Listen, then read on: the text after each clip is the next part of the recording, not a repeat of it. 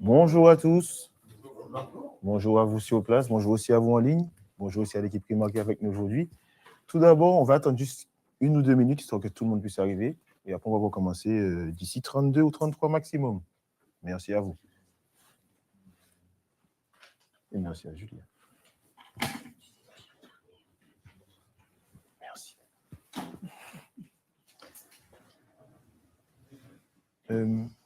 Tu me dis quand je peux? On est parti? Parfait. Donc, rebonjour encore. Merci encore à vous tous. Donc, je vais juste me présenter. Donc, moi, je suis Nathan André, conseiller en formation sur l'école de Boulogne, à l'IPEC Bachelor Factory, bien sûr. Et je suis accompagné de l'équipe de Primark, spécialement Madame Alexandra Wagner, justement, qui est directrice commerciale pour Primark France, qui va toucher tout le national, je dirais. Et donc, cette masterclass va se dérouler autour du RSE. Je pense que tout le monde sait plus ou moins qu'est-ce que c'est le RSE. C'est un concept qui va toucher justement avec un concept qui est très d'actualité actuellement pour toutes les entreprises dans le monde. Et c'est basé sur 3 piliers. On dirait l'environnement, tout ce qui va être touché au social, donc les employés, et aussi l'éthique et l'économie. Si je ne me trompe pas, on est tous d'accord sur ce sujet. Pour ce faire, juste avant de débuter, et je vais vous laisser vous présenter, ça vous va? Oui, je vais juste résumer l'événement pour savoir vraiment comment ça va se passer. Et donc, ça va durer plus ou moins une quarantaine de minutes. On a une partie à la fin, justement, sur des questions-réponses. Et je vais juste vous alerter sur le fait qu'on vous a normalement envoyé un lien Livestorm, vous aussi en visio, comme ceux qui sont sur place, excusez-moi, où est-ce que justement vous allez voir que vous pouvez répondre à nos sondages. Il y aura différentes questions durant ce déroulé, cette présentation. N'hésitez pas, on est là pour ça. Très bien. Super. Vous allez bien, Alexandra? Très, très bien. Et ravi d'être là. Ça va. Ravi d'être là. Merci beaucoup de m'avoir invité. Je suis Alexandra Wagner, je suis directrice de la communication de Primark pour la France et la Belgique. Donc, je m'occupe à la fois de communication interne et de communication externe. Et dans le cadre de la communication externe, il y a la communication sur la RSE. Et c'est ce pourquoi je suis là ce matin, c'est pour vous expliquer un peu d'abord qui est Primark et puis comment aujourd'hui une entreprise comme la nôtre a mis en place cette stratégie RSE. Alors, juste ici, pardon. Et voilà. Pour commencer, ce que peut-être vous ne savez pas, c'est que Primark appartient à un groupe. Alors, un groupe qui s'appelle Associated British Food. Ce qui peut paraître un peu surprenant, puisque quand on regarde ce que fait ABF a plusieurs activités. Une première activité, épicerie. Donc là, c'est par exemple des biens de grande consommation, comme par exemple le thé Twinings, les céréales Jordan, ou bien l'ovomaltine, et d'autres activités qui sont plus B2B, comme la culture du sucre, une partie agriculture, où là, on va plutôt être sur de la farine, des ingrédients, donc ça va pas plus être, par exemple, la levure, et enfin, le textile, Primark. Donc, Primark est une sorte d'ovni dans la galaxie ABF, et pourtant, il pèse son poids, puisque c'est 49% de l'activité d'ABF. ABF est une société donc, qui est internationale, qui fait à peu près 20 milliards de chiffre d'affaires par an et qui emploie 138 000 personnes. Donc, c'est vraiment une multinationale. Alors, pourquoi est-ce qu'un groupe alimentaire, tout d'un coup, se met à faire du textile? Eh bien, c'est très simple. C'est parce que nous avons été créés par quelqu'un qui s'appelle Arthur Ryan, qui est irlandais, et qui avait des super idées, notamment l'idée de se dire que s'il vendait beaucoup de produits à beaucoup de monde, eh bien, il pourrait diminuer le prix de ses produits en jouant sur l'effet de masse. Donc, il avait une super idée, mais il n'avait pas d'argent. Donc, il est allé en demander à la famille Weston qui détient ABF, et il leur a demandé de sponsoriser quelque part son projet, et c'est ce que ABF a fait. Et c'est pour ça qu'aujourd'hui, Primark est dans ce groupe ABF. Alors, Primark dans le monde, c'est quoi? Eh bien, ce sont 476 magasins dans le monde. On est présent dans 18 marchés, donc 18 pays, avec une petite particularité, c'est qu'il y en a un qui est tout ce qui est Moyen-Orient, en fait, est détenu en franchise, puisqu'on n'a pas le droit en tant que marque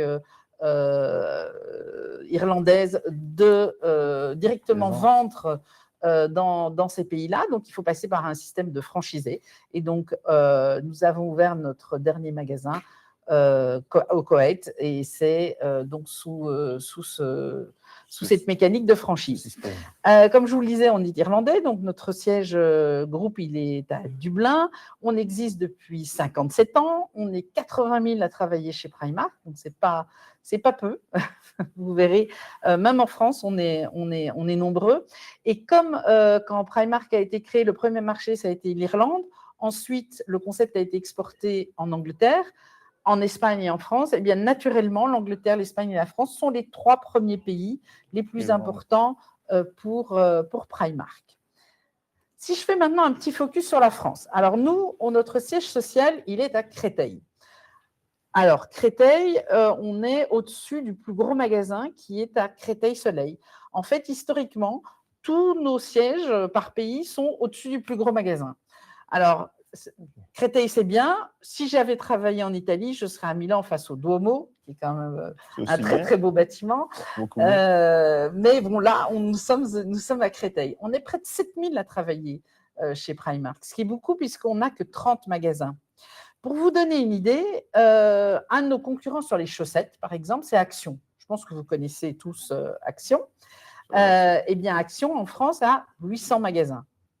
Et nous n'avons, entre guillemets, que 30 magasins. Et en plus de ça, on n'est pas disponible sur Internet. C'est-à-dire que si vous voulez acheter en ligne des produits Primark, ce n'est pas possible. Il faut se rendre en magasin.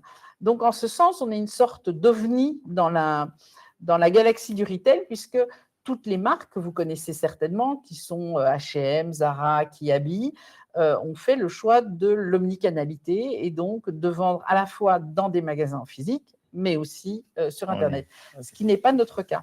Donc, pour répondre aux besoins des consommateurs, pour être dans la lignée de ce que Arthur Ryan avait imaginé, c'est-à-dire vendre peu de produits mais à beaucoup de monde, on doit avoir des surfaces qui sont très, très, très grandes. Dans ces surfaces très grandes, en moyenne, un magasin, c'est 3500 mètres carrés. Ça, c'est une moyenne, mais il y en a qui vont jusqu'à 6000 mètres carrés. Quand on est à 6000 mètres carrés, on emploie plusieurs centaines de personnes. Les 2 derniers magasins qu'on a ouverts, il y en a un qui a été ouvert dans le nord, c'est à Caen, et un autre dans le sud, c'est Montpellier. Par exemple, sur ces magasins-là, pour Caen, on a embauché une centaine de personnes, et pour Montpellier, 200. Donc, vous voyez, c'est des magasins grands, mais du coup, qui nécessitent beaucoup de personnes pour travailler dedans. Alors, il y a une question qu'on nous pose souvent, et je pense que c'est probablement une question que vous vous posez. C'est comment est-ce qu'on arrive à fabriquer un t-shirt à 5 € tout en étant dans une promesse de qualité et en ayant inclus dans cette production une démarche RSE justement qui respecte les hommes et la planète. Ça, c'est vraiment une question, je dirais qu'on me la pose tout le temps, parce que c'est vrai que ça intrigue. Et c'est là toute la spécificité du modèle, du business model qu'a créé monsieur Arthur Ryan. En fait, de la manière la plus simple, on a 2 collections par an. C'est-à-dire qu'on va réfléchir 18 mois à l'avance, avant que le produit ne soit dans un magasin. On va réfléchir à la création de ce produit. On va imaginer des collections capsules, c'est-à-dire qu'il y a bien sûr les basiques, qui sont les t-shirts, etc., qu'on va avoir toute l'année, et puis il y a des collections qui vont être plus capsules. Par exemple, nous sommes un licencié, c'est-à-dire que d'autres marques nous autorisent à faire des vêtements avec leur logo, etc. Donc, on est un licencié Disney. On a un licencié Mattel. Et donc, par exemple, on a fait, quand le film Barbie est sorti, une collection capsule justement avec Barbie. Okay. Et donc, ça a été imaginé 18 mois à l'avance. Ce qui s'est passé, c'est que le film a eu un succès énorme. On avait, par exemple, le body, je ne sais pas si, enfin, pour ceux qui ont vu le film, le body au moment où elle fait du roller avec Ken. C'est un body complètement chamarré. Bon, on s'est dit, ça, c'est sympa pour les vrais fans, mais en vrai, est-ce qu'on va en vendre beaucoup? Pas sûr. C'était plus anecdotique, plus pour les ultra fans. Eh bien, en un week-end, on n'en avait plus. Et là, tant pis pour nous. On ne peut pas faire de réassort. Nous, le côté il manque, c'est la mode de la jupe rouge, on va vite faire une jupe rouge, pardon, c'est difficile à dire, une jupe rouge et on va la livrer par avion pour que ce soit dans 10 jours en magasin, ça n'existe pas dans la planète Primark. Tous les produits sont imaginés 18 mois à l'avance. Ensuite, on va jouer évidemment sur les quantités. Ces produits sont les mêmes partout. Si vous allez à New York, si vous allez au Koweït ou à Londres ou à Paris, vous allez retrouver exactement les mêmes produits, exactement la même qualité. C'est des produits qui sont assez basiques. On a, je vais dire, 5 types de pantalons, par exemple. Mais vous allez le retrouver en lin en été et peut-être en velours en hiver. Mais ce sont des modèles très simples, très basiques et qui sont produits en grande quantité pour l'ensemble de nos marchés. Et puis, on deal avec nos fournisseurs de les produire à des moments qui sont creux, c'est-à-dire des moments où ils ne sont pas en suractivité, ce qui nous permet aussi de négocier et d'avoir des prix plus intéressants, évidemment. Ensuite, ces produits, une fois fabriqués, ils vont partir en bateau. Et ils vont mettre 6-8 mois à arriver jusqu'à nous, entre le trajet, les douanes, etc. Ça va prendre 6 à 8 mois. Ces bateaux sont nourris au biofuel et c'est des bateaux qu'on possède pour la plupart. Et on a un partenaire aussi qui nous affrète des bateaux. Mais ça, c'est vraiment le chemin que fait le produit jusqu'à nous. Ensuite, quand le produit arrive, on va être dans une optimisation de logistique au plus possible. Donc, par exemple, un entrepôt, il n'y a pas un entrepôt par pays. Il y a un entrepôt pour plusieurs pays, ce qui nous permet de jouer sur aux vases communicants.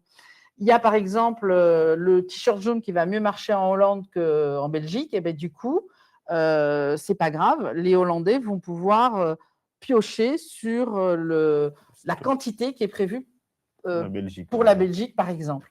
Donc, on va jouer à ça, au vase communicant avec nos produits. Et ça, c'est vraiment une optimisation aussi de tout notre système logistique. Ensuite, quand les produits vont arriver en magasin, souvent, ils sont appelés par le directeur. C'est-à-dire que si je prends un concurrent comme, je ne sais pas moi, enfin, peu importe, en fait, on s'en fiche du concurrent, mais chez certains concurrents, si on a, et le chiffre est complètement farfelu, mais si on a un magasin de 100 mètres carrés, eh bien, il y a un système, une IA qui va se dire, OK, 100 mètres carrés, dans telle ville, il faut 10 caisses. 200 mètres carrés, il faut 20 caisses. Chez nous, ce n'est pas comme ça que ça se passe. Le basique, les slips, les chaussettes, les caleçons, les caisses vont être poussées en fonction de la taille du magasin. Mais sur les produits un peu plus mode, c'est le directeur du magasin qui va appeler les produits. Okay. En fait, il gère son magasin comme une petite entreprise et il va appeler les produits. Donc, il y a certains produits qui vont beaucoup mieux marcher dans le nord de la France que dans le sud de la France. C'est normal, on n'a pas les mêmes températures, même si on a la mode aujourd'hui, il y a des tendances, on n'a pas tous les mêmes goûts et souvent en fonction de là où on se trouve. Exactement. Okay. Donc, du coup, les magasins vont adapter leur offre à la connaissance de leur public. Dans les magasins, on va avoir, par exemple, pas de système audio de qualité, pas de musique dans nos magasins. Pourquoi ? Parce que ça fait des frais supplémentaires. Ça veut dire qu'il faut payer un système audio, il faut payer la SACEM qui gère les droits. Donc, tous ces frais, ce que nous, on considère comme superflus, on les a éliminés du système. Et en fait, tout le système, il est comme ça, en fait. Il essaie d'être malin et d'être dans l'optimisation au maximum. On a très peu d'invendus aussi.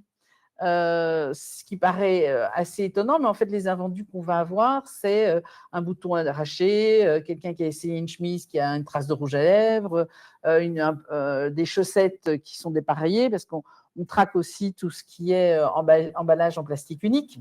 Donc aujourd'hui, nos chaussettes, par exemple, sont mises sur des cintres en serpent qui sont en carton. Mais il n'y a plus tous ces emballages. Donc, forcément, quand un client manipule un autre aussi le même kit de chaussettes, il peut y en avoir une qui tombe. Donc, ça devient un invendu, parce que qui achètera une paire de chaussettes où il n'y a que le pied droit ? C'est un peu gênant. Et donc, du coup, peu d'invendus. Donc, on n'a pas tellement un système de logistique de retour des invendus. On travaille avec un partenaire qui s'appelle Yellow Octopus, qui va soit recycler les produits qui sont recyclables, soit vendre ceux qui sont encore vendables auprès d'acteurs de seconde main, et les bénéfices iront à l'UNICEF, par exemple. Donc, tout ce système est un système super optimisé pour justement tenir cette promesse de vêtements qui sont de qualité à des prix abordables, tout en intégrant la démarche RSE. Alors, c'est le moment de la première question. Parfait, merci beaucoup. Alors, donc, ceux qui sont en ligne comme ceux qui sont présents, normalement, vous avez aussi votre lien via Pro Livestorm, parce que vous avez un sondage avec ces questions qui vont être derrière moi, que je vais donner dans quelques instants. Et justement, vous pouvez répondre. On va avoir même pas une petite minute pour pouvoir répondre. Je vais prendre votre téléphone, vous connecter. Et justement, la question qu'on aura actuellement, c'est quel type de vêtements sont vendus chez Primark? Vous avez différentes réponses. Je vous laisse répondre. On va pouvoir voir ça par la suite.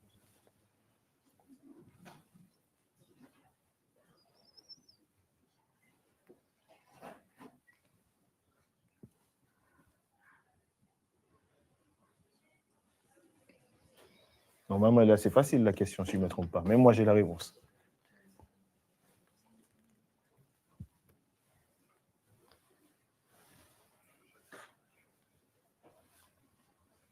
C'est bon? Parfait. Alors, ah oui, même moi, je devais la soumettre. Je vais mettre ici, comme ça va pouvoir avancer.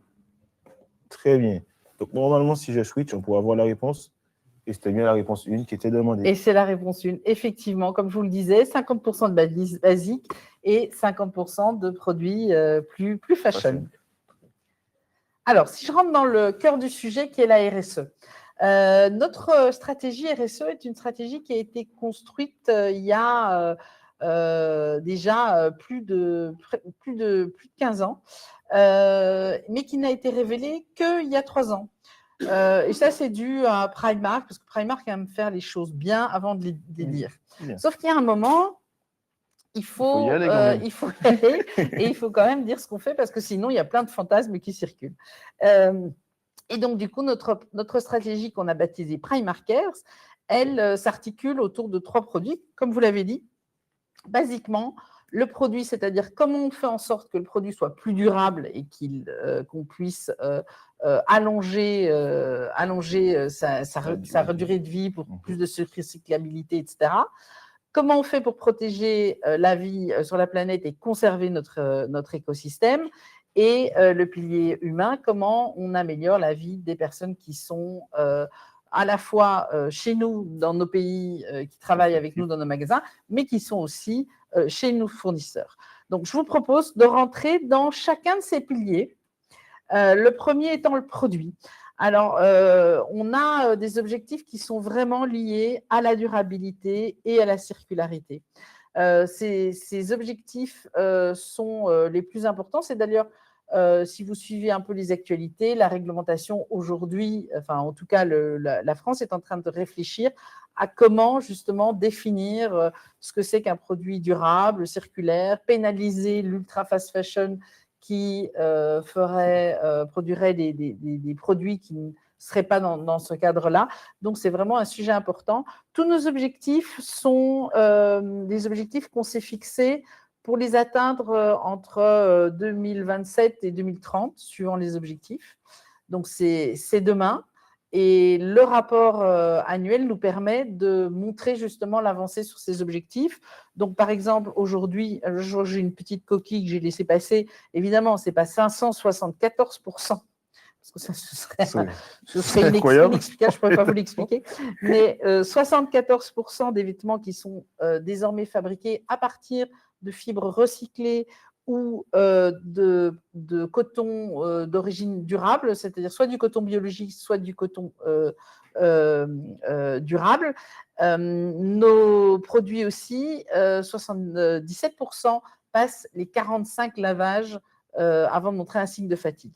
Donc, je vais vous raconter ça dans le détail peut-être, mais les 2 mots, effectivement, comme je vous le disais, sur ce pilier-là qui sont importants, c'est durabilité, circularité. Alors, la durabilité, qu'est-ce que c'est?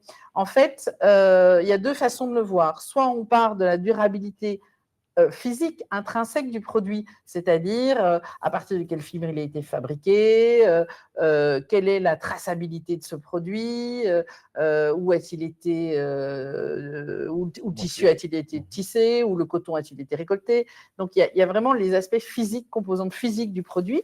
Et puis, il y a aussi ce qu'on appelle la durabilité émotionnelle. Et ça, c'est ce qu'on met dans le côté émotionnel. Si votre t-shirt vous a été offert par quelqu'un à qui vous tenez, eh bien, forcément, vous allez peut-être y faire plus attention. Et pour Primark, on est vraiment sur la durabilité physique, c'est-à-dire le nombre de fois qu'un produit peut être lavé sans marketing de fatigue. Il n'y a pas de normes aujourd'hui définies de façon légale. Tout le monde y va un peu de sa propre norme. Néanmoins, l'ensemble des acteurs du marché se sont entendus pour dire que la norme était à 23 lavages. Donc, on peut considérer qu'un produit est durable si, au bout de 23 lavages, il ne commence pas à marquer de signe de fatigue. Signe de fatigue, ça veut dire quoi? Ça veut dire que mon jean va pocher, que mon t-shirt, le bas de mon t-shirt va faire comme ça. Enfin, voilà, ne plus être identique par rapport au moment où je l'ai acheté. Et chez Primark, en fait, comme je vous le disais, on s'est fixé, nous, un seuil de 45 lavages, ce qui est quand même assez ambitieux, et on y arrive, on sera prêt dans les temps. L'autre point, c'est la circularité. Il y a deux façons de voir la circularité. Soit je conçois mon t-shirt avec des matériaux qui ont été tracés, donc je sais d'où ils viennent, je sais qu'ils sont soit recyclés, soit bio, soit durables. Je les vends, la personne les porte, me rapporte le produit, je reprends ce produit, j'en fais de la fibre recyclée et je refais un produit. Ça, c'est ce qu'on appelle une boucle fermée. C'est-à-dire que c'est vraiment un cercle totalement vertueux. Et puis, il y a la boucle ouverte où c'est le même circuit, si ce n'est qu'au moment où le produit est en fin de vie, au lieu de le recycler et d'utiliser le produit de ce recyclage, il est juste recyclé et le tissu recyclé sera vendu à quelqu'un d'autre. Primark se situe plutôt sur ce schéma-là. Alors, un produit circulaire, c'est quoi? C'est d'abord donc des matières premières tracées, ensuite une conception dès le départ qui est imaginée pour être recyclée. Par exemple, sur un jean, le pire, c'est les rivets. Les rivets sont difficilement recyclables. Les fermetures éclairs sont très difficilement recyclables. Donc, il faut trouver soit des matériaux, soit des astuces pour pallier à ces obstacles-là. Chez nous, toutes les personnes qui conçoivent les produits, ils sont une centaine, ils ont été formés à ça. Et c'est vraiment leur objectif, c'est de ne réfléchir qu'à ce type de produit au maximum. Ensuite, il y a cette durabilité, cette durée de vie du produit. Donc, nous, au-delà du fait qu'on a travaillé pour obtenir ces 45 lavages, il y a aussi des ateliers de réparation qu'on met en place avec les centres commerciaux pour apprendre à coudre un bouton. Moi, je suis vieille, je l'ai appris à l'école à coudre un bouton. Mais vous, je pense que ce n'était pas au programme de vos cours en secondaire. Donc, voilà, c'est des choses qu'on essaye de réapprendre pour pouvoir réparer un trou plutôt que de mettre un t-shirt à la poubelle et le jeter. Aussi, on essaie d'expliquer comment utiliser les étiquettes pour les lavages, parce que personne aujourd'hui ne regarde une étiquette avant de mettre un produit au lave-vaisselle, n'importe quoi, au lave-linge. Au lave-linge, au moins il y en a qui écoutent. Il y en a qui écoutent, qui ont rigolé, c'est bien. Au lave-linge, donc ça c'est important aussi d'éduquer le consommateur pour qu'il puisse y faire attention. Et puis il y a cette recyclabilité, ce qui implique en fait certaines choses. Donc nous, ce qu'on s'est dit, c'est qu'on voulait que nos produits soient 100% en coton, soit du coton bio, mais sur la planète, il n'y en a pas tellement. C'est une erreur de croire qu'il y en a beaucoup accessibles. Soit de faire du coton plus durable, c'est l'option qu'on a choisie. De veiller à ce qu'il y ait 5% maximum d'autres composants, que ce soit les fils en polyester ou justement les fermetures éclairs, etc. Et puis de traquer tout ce qui est sympa, mais non recyclable. Par exemple, les enfants, il y a une mode avec les petites paillettes que vous retournez et puis ça change de couleur. C'est hyper sympa, mais ça, à recycler, c'est juste un enfer. Un enfer. Donc, du coup, nous, on s'est dit, bah, il faut que ça reste mignon.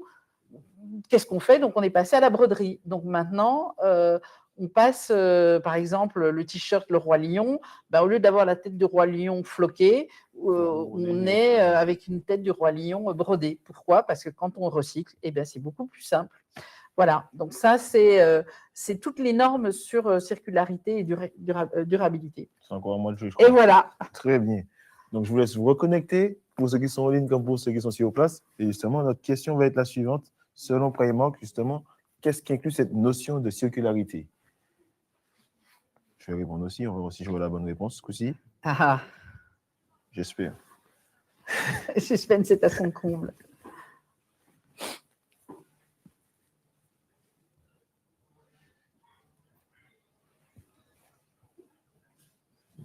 On dit plus ou moins quand c'est bon pour tout le monde. Je vois qu'il y en a qui ont déjà répondu, d'autres qui réfléchissent toujours. En ligne, je ne sais pas, mais j'espère que vous avez déjà répondu aussi. Donc, si ça vous va, on va justement passer à la réponse.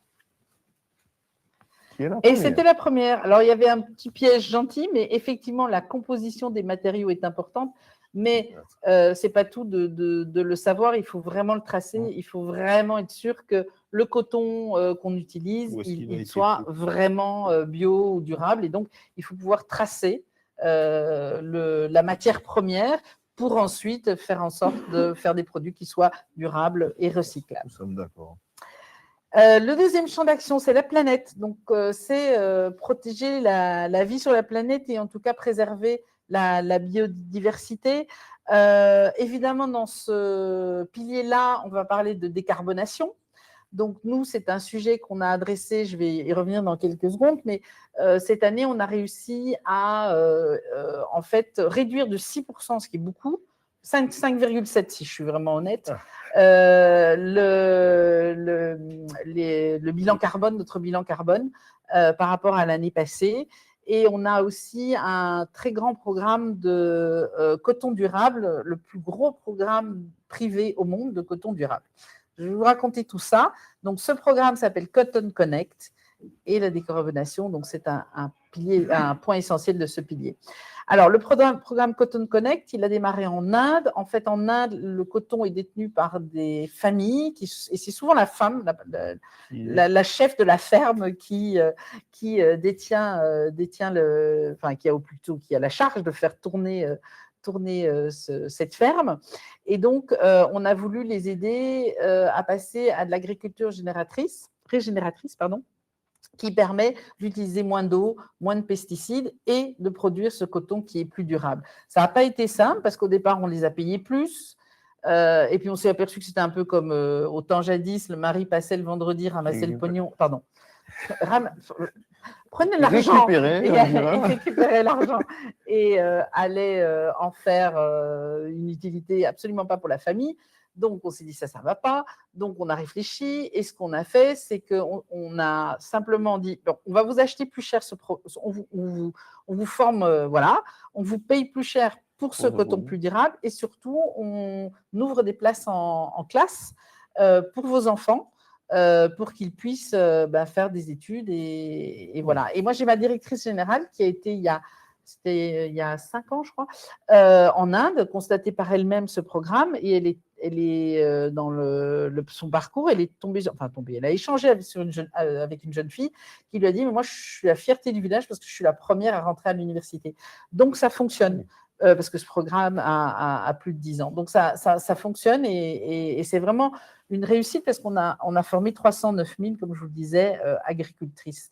Et là, on attaque, on développe ce programme dans d'autres pays. Alors, l'impact carbone, comme je vous le disais, 5,7% en moins cette année. Donc, il y a les différents scopes. Ça, je pense que je vous apprends rien. En fait, nous, dans nos magasins, à partir du moment où on a changé les lampes LED et où on gère la clim, pas trop bas, on n'a pas tellement de champ d'action, en fait. Donc, on voit bien que, en gros, l'essentiel du travail il est à faire sur le scope numéro 3. Donc, ce qu'on a fait pour essayer d'y répondre, d'abord, on a nommé une équipe carbone dans chacun des pays où nous sommes pour justement aider les fournisseurs. Et c'est vraiment un travail côte à côte pour aider les fournisseurs à réduire ce bilan carbone. Et comme vous le voyez, je me tends parce que j'ai plus les chiffres en tête. Les 3 pôles, en fait, sont à la fois les produits qui sont achetés par nos fournisseurs, donc les matières premières, le transport de ces matières premières. Ensuite, il y a la fabrication des produits. Vraiment, dans l'usine, quels sont justement les points de dépense importantes. Et puis, il y a le transport aussi, qui est le transport qui va du coton à l'usine, etc. Même si on essaye toujours de rapprocher les deux et que ce soit pas voilà, d'un pays à un autre, mais que ce soit proche pour réduire cet impact carbone. Mais c'est vraiment un sujet qui est pas simple, qui prend du temps. Et c'est assez marrant d'ailleurs, la première année où on a décidé d'avoir cet objectif de réduction de 50% de notre bilan carbone d'ici 2030, on a augmenté le bilan carbone parce qu'en fait, le fait de mettre en place certaines actions a augmenté le bilan et il a fallu attendre 1 an pour que ces actions aient un effet. Exactement. Très bien. Et c'est à vous. Eh bien, merci beaucoup. Alors, donc voici la prochaine question. Je vous laisse vous connecter encore pour la 3e fois. Et là, je vais essayer de la lire un peu plus longue, cette question. Le bilan carbone du transport en bateau, le biofuel dont tu nous as parlé tout à l'heure, possédé par Primark pour acheminer ses produits des fabricants aux entrepôts, fait partie de quel scope? Je vais aussi répondre, si je ne me trompe pas. Vous faites un petit signe quand tout est bon pour tout le monde? Ça a été rapide ce coup-ci. Ça me va. Donc, on va passer à la réponse. Et non, c'est scope 1. Je n'ai pas fait attention, désolé. Mais je le savais au fond de moi. Parce que les bateaux sont à nous, en fait. Donc, comme ils sont, voilà, comme on possède des bateaux, eh bien, du coup, ça rentre dans le scope 1 et pas le scope 3. Ce qui rentre dans le scope 3, c'est surtout le transport entre, par exemple, le champ de coton et l'usine. Mais le transport en bateau, eh bien, c'était dans le scope 1. Et dernier champ d'action, c'est ce qu'on appelle le pilier humain. Donc, c'est comment est-ce qu'on améliore la vie des personnes qui travaillent avec et pour nous. Donc, on va jouer sur plusieurs choses. D'abord, on va jouer sur la résilience économique, sur le salaire. On va travailler aussi sur la santé mentale et le bien-être et l'égalité homme-femme. Parce que malheureusement, dans ces pays-là, on est très, très, très, très loin de l'égalité homme-femme. Donc, il faut s'en occuper et travailler en ce sens. Donc, au titre du dernier rapport, dans les exemples qu'on a mis dans ce dernier rapport, il y a 4 initiatives qui ont été mises en place. Chaque fois qu'on travaille, et d'ailleurs, ça j'aurais dû vous le préciser avant, chaque fois qu'on travaille sur un pilier de la RSE, on se fait accompagner des experts dans le domaine, soit des ONG, soit des associations. On est toujours avec quelqu'un qui sait et qui est expert. Parce que nous, nous sommes des commerçants. Okay. Donc, ce n'est pas notre métier que de savoir quel est le salaire décent pour quelqu'un qui vit au Bangladesh. On ne sait pas comment faire un produit circulaire. Donc, on va s'appuyer pour le produit circulaire, la Fondation Ellen MacArthur, qui, elle, c'est sa spécialité, va nous expliquer comment faire. Pour le salaire décent, par exemple, on va s'appuyer sur Anker, qui mène des études, qui est sur le terrain, qui a une vraie connaissance terrain, et puis il va nous dire, ben voilà, pour un salaire décent, eh bien, ça, c'est des critères, et voilà le montant. Donc, on s'appuie vraiment sur toutes ces personnes qui sont sachantes, et dans cette catégorie-là, donc on a, par exemple, nommé des personnes dans les usines qui sont formées à détecter les problèmes de santé mentale. On a tout un programme aussi pour aider les personnes administrativement à parfois demander des aides qui sont possibles, mais pour ça, il faut savoir lire, il faut savoir écrire, il faut pouvoir assurer administrativement le suivi. On a aussi de l'aide sur tout ce qui est égalité homme-femme. Donc, on a un programme d'accompagnement pour que les femmes puissent aussi accéder à des postes supérieurs, pour détecter aussi éventuellement des violences, parce que ça peut arriver. Donc, on a vraiment, pour chacun de ces points, mis en place un système. Et puis, très récemment, on a, avec Vision Spring, toujours un expert qui sait, mené des tests, et on a pu comme ça visiter 16 usines et doter des travailleurs, 13 000 travailleurs avec des lunettes, parce que voilà, nous deux, on porte des lunettes, c'est facile, on va au coin de la rue, mais pour eux, ça ne l'est pas. Donc, c'est vraiment complet. Il faut vraiment, il n'y a pas que le salaire, il y a la façon dont ces gens travaillent dans un environnement qui est correct, mais également tout ce qui concerne leur vie perso, et donc la santé en fait partie. Et voilà, merci beaucoup. Et justement, merci pour votre écoute. À tous qui s'y sont placés aussi là-bas. Et justement, donc là, c'est le moment préféré normalement des étudiants, et c'est le moment où on va poser des questions. Donc tout d'abord, on va déjà voir ceux qui sont sur place, et aussi des questions de ceux qui sont en ligne. Donc selon le moment et le temps qui va nous rester, je vous laisse aller et nous poser quelques questions. Avez-vous des questions sur cette présentation, messieurs et mesdames? Moi, j'avais 2 questions. Oui. Très bien. Première question, pourquoi ce choix de faire exclusivement des ventes en magasin? Et la deuxième question, c'était, est-ce que ce choix était lié par rapport au fait d'avoir un seul entrepôt européen? Alors, je vais juste répéter la question, mais je ne sais pas si vous avez bien entendu en ligne. Donc, la question est la suivante, c'est pourquoi justement le choix de faire que de la vente en magasin et pas en ligne? Et la deuxième, c'était au niveau des entrepôts. Tu peux me la répéter, s'il te plaît? Pardon? Au niveau de la deuxième question? La deuxième question, c'était, est-ce que ce choix de faire exclusivement je l'ai totalement. En magasin, était lié à avoir fait le choix d'avoir un entrepôt sur une région? Pour l'ensemble des magasins. Et justement, je la reprends parce que je l'ai oublié, désolé. Et justement, est-ce que ce choix de faire que de la vente en magasin avait un lien justement avec le fait qu'il y ait un seul entrepôt sur une région, comme on a pu le voir en Europe tout à l'heure? C'est ça. Alors, en Europe, il y a plusieurs entrepôts, mais effectivement, la France, la Belgique, l'Allemagne, les Pays-Bas, on dépend tous, et l'Italie, on dépend d'un entrepôt. L'Espagne, c'en est un autre. Mais effectivement, on n'a pas beaucoup on n'en a pas partout.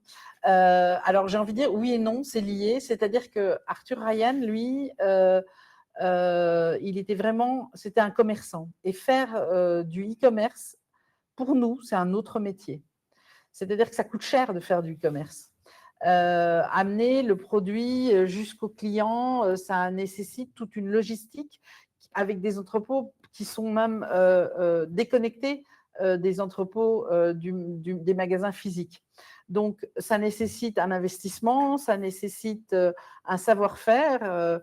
En plus, la rentabilité du e-commerce, quand on est pure player, ça marche extrêmement bien. Il n'y a qu'à prendre le cas d'Amazon, ça marche super bien. Quand on est sur l'omnicanalité, ce n'est pas nécessairement la chose la plus rentable. Et nous, comme vous l'avez compris, on est dans l'efficacité et on a des marges qui sont très, très petites. Et ça on ne peut pas, en fait, se permettre aujourd'hui la vente sur Internet. À ce jour, ça ne rentre pas dans notre business model.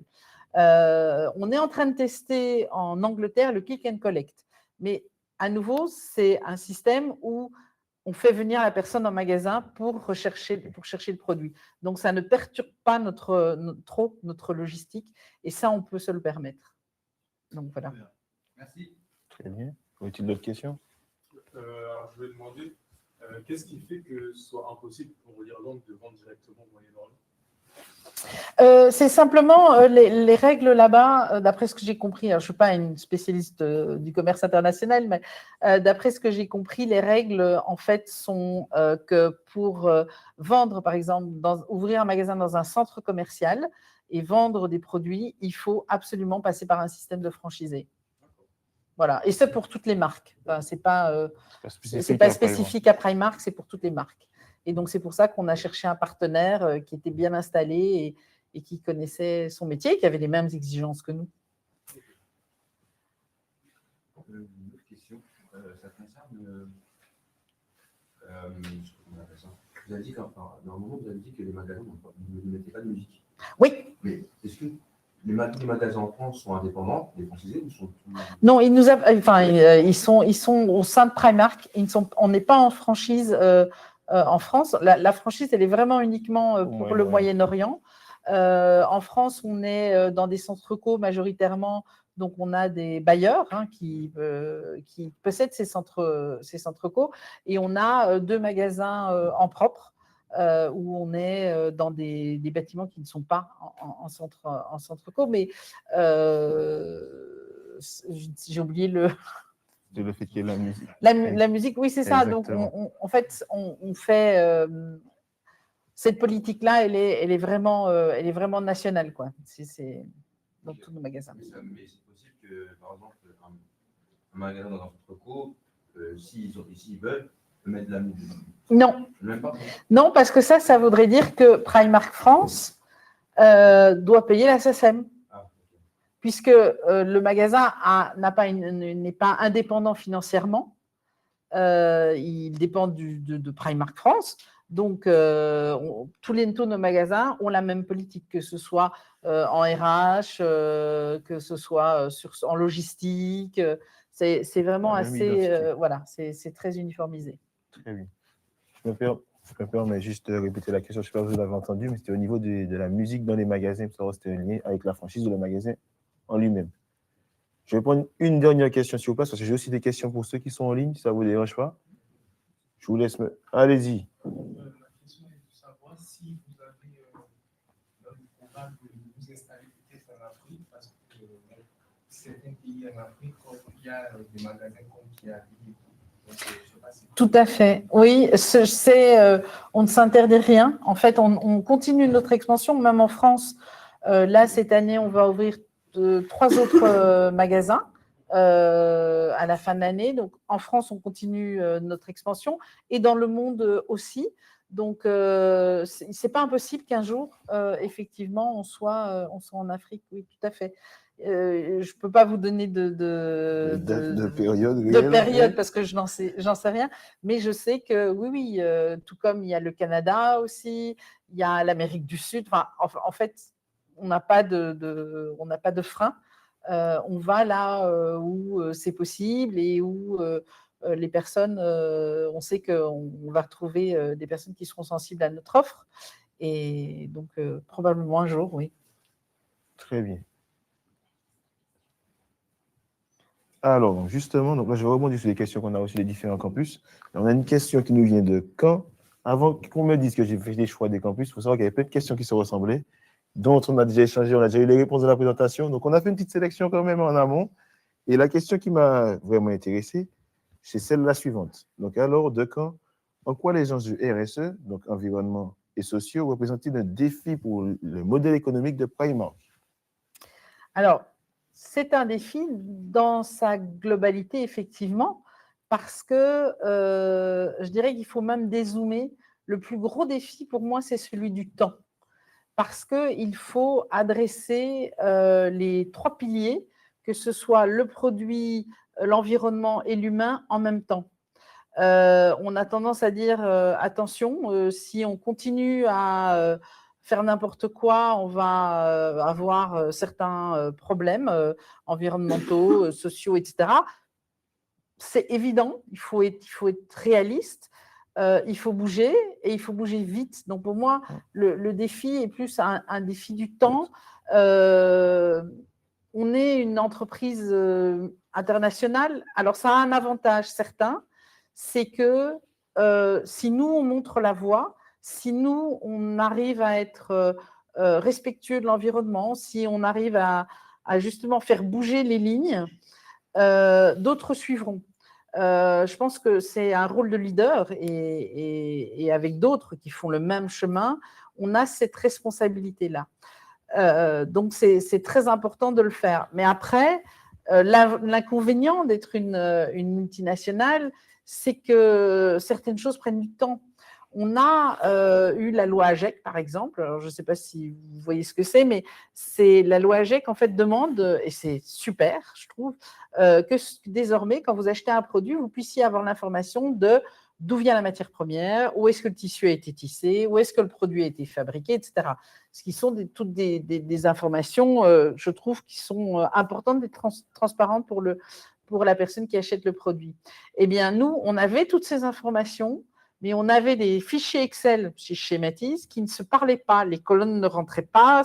Donc, on savait en masse les infos, mais pour un produit, c'était très difficile. Ça nous a mis un temps fou. On a mis plusieurs mois, plus d'une année, à arriver à trouver un système. Donc, aujourd'hui, on travaille avec TrustTrace pour définir justement, faire se correspondre ces fichiers pour pouvoir dire, eh bien, ce t-shirt blanc, il vient de tel pays, il a été fait à partir de coton durable, etc. etc. Mais ça a mis du temps parce que justement, on brasse tellement d'informations qu'il faut s'organiser et ça demande du temps homme, ça demande des investissements techno aussi. Donc, pour moi, le plus gros défi, en fait, c'est le temps. Voilà. Que je peux comprendre amplement. Et justement, donc on a une deuxième question venant de Montpellier qui est la suivante. Quel est aujourd'hui pour vous le plus grand défi au sein... C'est celui que je viens de répondre. Eh, bon Dieu, excusez-moi. Pardon. C'était laquelle que je... Parce que la réponse sera toujours la même. Finalement, c'est bien ce que je me disais. Alors, ça, on l'a déjà vu aussi. J'ai vu en haut que c'était jaune aussi. Ah non, c'est la même. Ah oui, c'est la même. Ah, oui, on n'avait pas fait attention, mais en effet, c'était bien ça. OK. Attendez, là. Celle-ci. Non, juste en dessous. Voilà.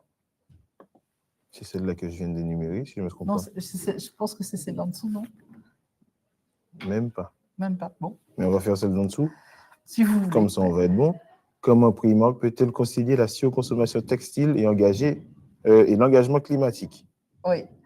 Alors, comment est-ce qu'on peut concilier notre modèle, notre business model et engagement RSE, ça je vous l'ai expliqué et j'espère que vous avez compris. Et après, quant à la surconsommation, je dirais qu'il y a deux choses. Aujourd'hui, dans la société, on a deux choix. Soit on est dans la déconsommation, et très bien, c'est un parti pris, soit on est dans la consommation. Primark est une entreprise à but lucratif, donc nous, évidemment, je ne vais pas vous dire on est dans la déconsommation, on est dans la consommation. Mais on prend une consommation qui est responsable. Et je pense que aujourd'hui, quand je vois les comportements de nos clients, en fait, cette surconsommation, elle peut peut-être être un peu contestable. Nos clients achètent entre 4 et 5 produits à chaque passage. Mais comme je vous le disais, on n'est pas sur Internet. Donc, certaines familles font 1 heure de transport pour venir chez Primark et ce, 2 fois par an à chaque saison pour habiller toute la famille. Et à ce moment-là, oui, elles sortent avec des pleins paniers de vêtements, mais c'est des familles de 5 personnes. Donc, il faut pouvoir aussi analyser la situation et ces datas-là. Nous, notre cœur de clientèle, ce sont des personnes qui sont plutôt avec des revenus très faibles. Eh bien, ces gens-là, enfin, cette catégorie de personnes-là, forcément, quand elles viennent dans nos magasins, c'est pas pour consommer et surconsommer, c'est juste pour s'acheter l'essentiel et en produits neufs. Donc, ce côté surconsommation, il est pas vraiment. C'est plus venant des consommateurs que de. Donc, nous, on parle de consommation responsable, tout à fait. Ça me va totalement. Alors, si j'ai bien eu le go, on m'a dit que normalement, on est bon au niveau des questions. Tant mieux. Eh bien, c'est très bien pour nous. En tout cas, je tiens beaucoup à vous remercier. Merci à tous pour ce temps. Merci vraiment. Et au plaisir d'échanger à n'importe quelle journée, à n'importe quel événement pareil. Excusez-moi. Oui, ok. Bonne journée à vous aussi au place et bonne journée à vous en ligne. C'est une très bonne journée. Au revoir. Au revoir. Merci.